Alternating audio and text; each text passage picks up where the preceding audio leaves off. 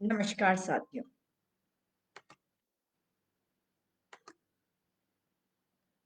आज आपको एक बहुत मजेदार खबर सुनाने वाली हूँ और वो खबर क्या है ये आप जब मैं बताऊंगी तो आपको पता चल जाएगा। एक खबर पढ़ी मैंने और उस खबर में बताया गया है कि कोरोना पॉजिटिव जो मरीज हैं उनके सच को क्या बाबा रामदेव छुपा रहे हैं। ये हेडिंग थी जब मैंने इसे पढ़ा। और या फिर हरिद्वार के जो सीएमओ है उनके हवाले से जो जानकारी दी जा रही है, क्या वो गलत है? तो दोनों में से कौन-सी बात गलत है? कि रामदेव जो हैं, वही बाबा बिज़नेस वाले, वही जो सलवार पहनकर भागे थे, सलवार कमीज़। और वो क्या कोरोना पॉज़िटिव मरीज़ों का सच छुपा रहे हैं या हरिद्वार के चीफ मेडिकल ऑफ़िसर जो हैं, वो उनके हवाले से गलत जानकारी बाँट रहे हैं? आपको बता दूं कि कोरोनिल बनाने वाले बाबा उनके आश्रम में पतंजलि योगपीठ में 46 कोरोना पॉजिटिव, पतंजलि योग ग्राम में 28 और आचार्य कुलम में 9 कोरोना मरीज होने की पुष्टि हुई। जी, 46 पतंजलि योगपीठ में, 28 पतंजलि योग ग्राम में और 9 आचार्य कुलम में है। समझ गए आप?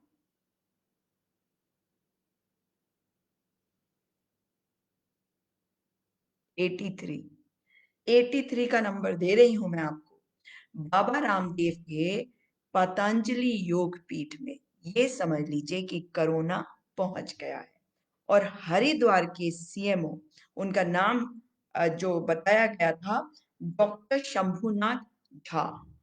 उन्होंने ये बताया है कि पतंजलि योगपीठ में 46 कोरोना पॉजिटिव, पतंजलि योग ग्राम में 28 और आचार्य कुलम में 9 कोरोना पॉजिटिव मरीज हैं। लगता है कि कोरोनिल की शॉर्टेज हो गई, किसी कारणवश कोरोनिल मिला नहीं और वहां भी कोरोना पहुंच गया है। अब सवाल ये है कि जब इतने सारे कोरोना मरीज बाबा रामदेव, बाबा किस लिए बोलते हैं हम, योग आचार्य बोल सकते हैं, योग आचार्य रामदेव के पतंजलि परिसर में मिल रहे हैं, तो सोशल मीडिया में बाबा रामदेव के जो खास वजीर आजम हैं, सिपह सालार हैं, वो अजीबोगरीब ट्वीट क्यों कर रहे हैं? चेक करिएगा ट्वीट। तो इसका मतलब है कि उनके यहाँ जो कोरोना पॉजिटिव मरीज मिले हैं, लगातार मिल रहे हैं, उनके बारे में हमें कैसे पता चलेगा? अगर आप उनके ट्विटर अकाउंट पे जाएंगे तो आपको समझ में आ जाएगा कि मैं क्या बात कह रही हूँ। ये देखिए।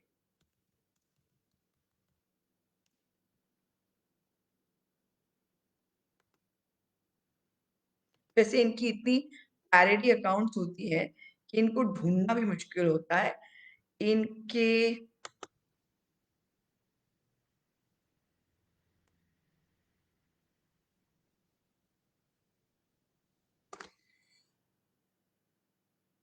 एक अजीबोगरीब न्यूज़ अभी भी दिख रहा है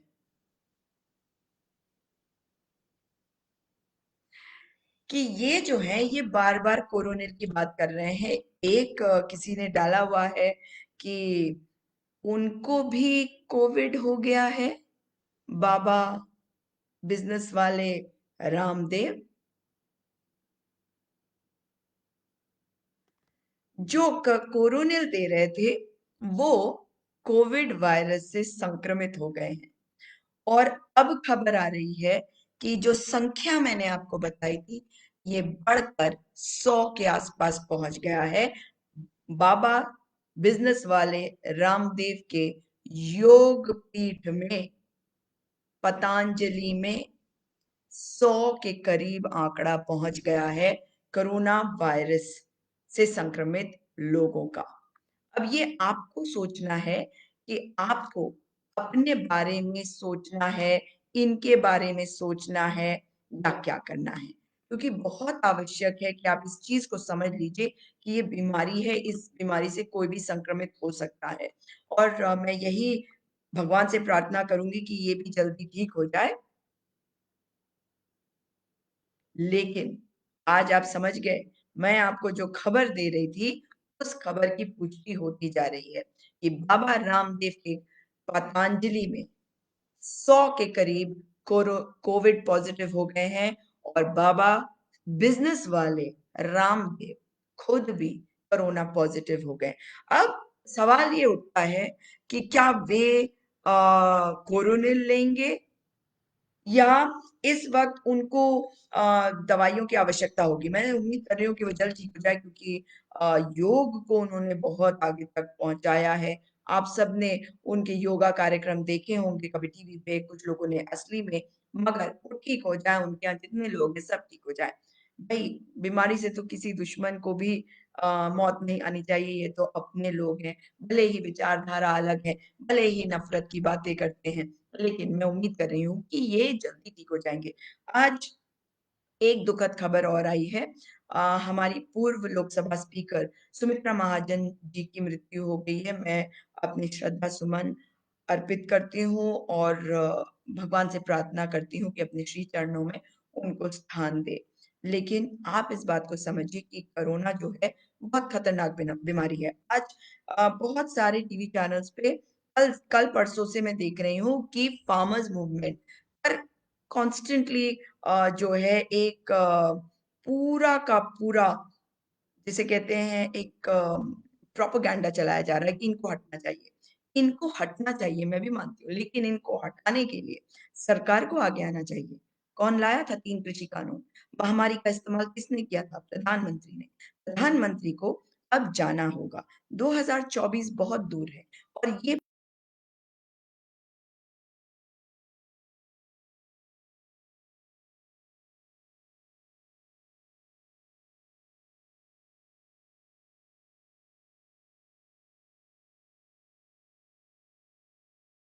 के प्रचार करें, परिधान बदलें, बेहतर होगा।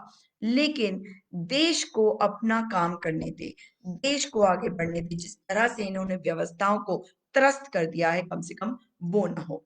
एक और चीज़ याद रखिएगा कि जिस प्रकार से ये बातें बताते हैं हमें, बोलते रहे हैं, तरह-तरह की बातें बता के बरगलाते रहे हैं, इनकी बातों से बाहर निकलिए।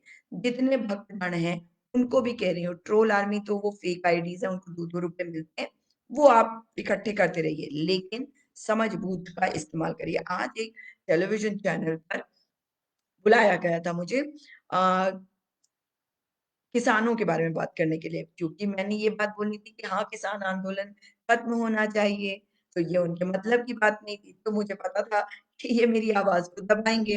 तो जब भाजपा प्रवक्ता मेरे बीच में बोलते हैं, तो उनको नहीं रोकते, लेकिन जब मैंने बोला, तो रोकने की कोशिश तब नहीं करी, बाद में कह रहे हैं आपने अपना समय इस्तेमाल कर लिया। मगर उसके बाद मुझे एक चीज़ को देखकर बड़ी खुशी हुई कि उस एंकर को, उस चैनल को किस प्रकार से जितने लोग ट्विटर पे मेरी लिस्ट पे मैं बहुत ज़्यादा ट्विटर इस्तेमाल नहीं करती हूँ, आप जानते हैं मैं फेसबुक पे बहुत एक्टिव हूँ। ट्विटर करती हूँ, कभी-कभी करती हूँ, मुझे उसमें अभी उसमें बहुत लोग नहीं हैं, उतने मज़े भी नहीं आते, लेकिन करती हूँ और अच्छा-सा प्लेटफ़ॉर्म लगने लगा है। तो धीरे-धीरे करके आप लोग भी वहाँ पे जुड़िएगा मेरे साथ और मैं आपको अपना ट्विटर का आईडी भी दे रही हूँ। तो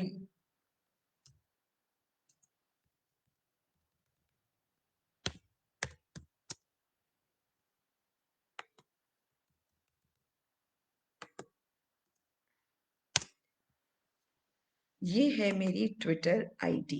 तो आप इस पे मेरे को फ़ॉलो कर सकते हैं, मेरे साथ जुड़ सकते हैं, ताकि वहाँ पर भी आप हम लोग एक्टिव हो सकें। लेकिन जो बात आज एक और बहुत महत्वपूर्ण करने की है कि जिस प्रकार से पर्टिकुलर चैनल को ट्रोल किया गया, बहुत आवश्यक है कि जितनी ये फेक आईडीज़ हैं, इनको आप रिपोर्ट करें।